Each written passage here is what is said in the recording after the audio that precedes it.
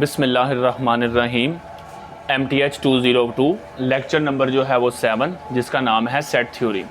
Set theory में सबसे पहले जो हमने डेफिनेशन यहाँ पे सीखनी है वो है सेट की। सेट क्या होता है बच्चों? सेट एक डेली लाइफ में अगर हम बात करें तो जैसे मतलब घर में आप देख लें, sofa set, T set, water set, ठीक है। मतलब अगर आप एक टी पॉट देखते हैं, ठीक है, टी पॉट के साथ टी पॉट का जो कलर होता है उसी कलर के आपके पास कप होते हैं, हम कहते हैं ये एक टी पॉट का सेट है, ठीक है। वाटर सेट, वाइट कलर का जग है, वाइट कलर के ग्लास हैं, तो वो हमारे पास क्या है, वाटर सेट है। और इसी तरह सोफ़ा सेट, एक पे 3 बैठ सकते हैं, एक पे 2 बैठ सकते हैं और एक पे सिंगल बैठ सकता है। तो ये जो है डेली लाइफ में मिसालें हैं सेट्स की। लेकिन मैथ में सेट क्या है? डेफिनेशन सबसे पहले, a well defined collection of distinct objects, ठीक है।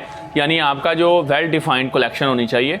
सपोज जैसे मैंने अभी बात की कि वाइट कलर का जग है तो ग्लास भी वाइट होने चाहिए। अगर रेड कलर का जग है और ग्लास वाइट कलर के हैं तो वो हमारे पास जो बात होगी वो अनडिफाइंड होगी, यानी कि हम जो है वो बात वेल डिफाइंड नहीं हो सकती, ठीक है ना। वेल डिफाइंड तभी होगा जब आप देखें कि जिस कलर का जग है उसी कलर के अगर ग्लास हैं तो आप उसको कहेंगे कि ये वेल डिफाइंड है, ठीक है। आप मतलब वेल डिफाइंड कर सकते हैं, उसको कह सकते हैं, उसको वेल डिफाइंड कलेक्शन आप उसको कह सकते हैं, ठीक हो गया। तो ये हमारे पास सिंपल सेट की जो है वो डेफिनेशन है। सेट आप सपोज कोई नंबर आप ले लें, यहाँ पे एक सेट ले लें आप, सपोज 1 2 3 4 5, ठीक है। ये हमने एक सेट ले लिया। ये सेट जो है इसका नाम क्या होगा? इस सेट का नाम होगा कैपिटल A, यानी कि सेट को हमने किससे रिप्रेजेंट करना है? कैपिटल लेटर से रिप्रेजेंट करना है। और ये मैंने कौन सा सेट लिया है? ये एक नेचुरल नंबर का सेट है, नेचुरल नंबर का सेट है, ठीक हो गया।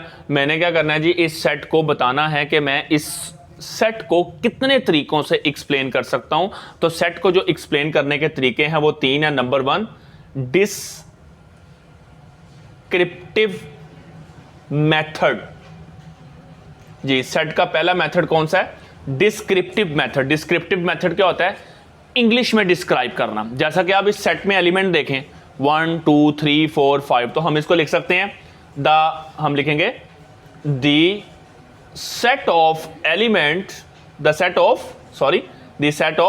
first 5 numbers, या इसको हम लिख सकते हैं फर्स्ट 5 नेचुरल नंबर्स।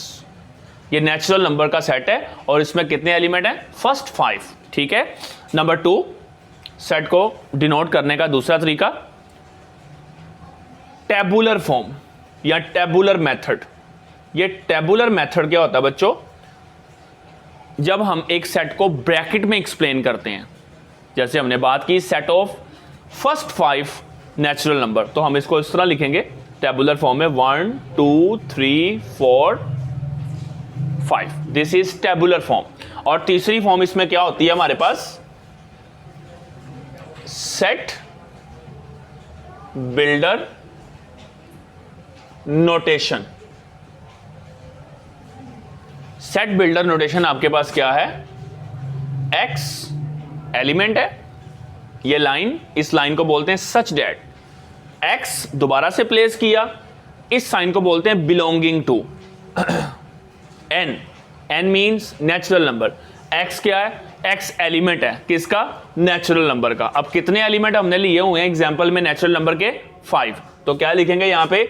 ये साइन क्या है? एंड का, X less than equal to 5, और इसको आप यूं इस तरह ब्रैकेट के अंदर प्लेस कर देंगे। This is set builder notation. दोबारा, X such that X belong to natural number and X less than equal to 5। इसका मतलब क्या है कि इस ब्रैकेट के अंदर कितने नेचुरल नंबर है हमारे पास?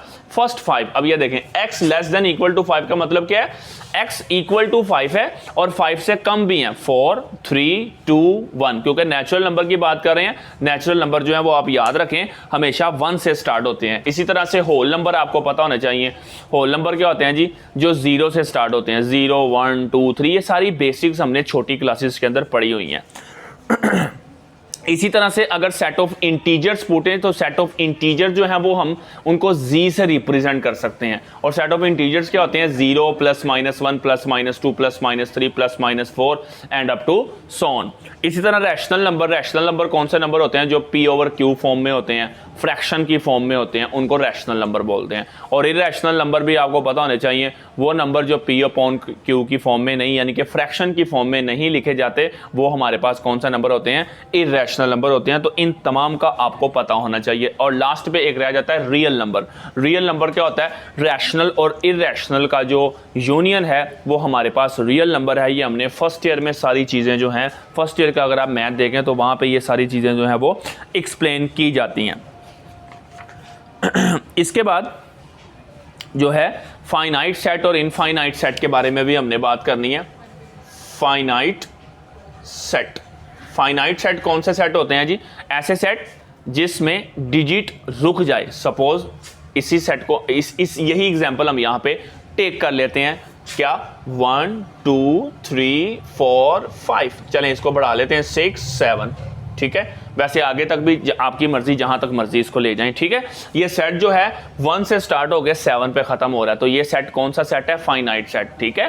फाइनाइट सेट कौन सा सेट होता है? जिसमें आपको स्टार्ट भी पता हो और एंड भी पता, एंड लाजमी आपको पता होना चाहिए, ठीक है ना, कि सेट कहां से स्टार्ट हो के कहां पे खत्म हो रहा है। इसके बाद इनफाइनाइट सेट की बात करते हैं जी। इनफाइनाइट सेट कौन से सेट होते हैं? जो आप देख सकते हैं 1 2 3 4 5 6 7 अप टू सो ऑन, ठीक है।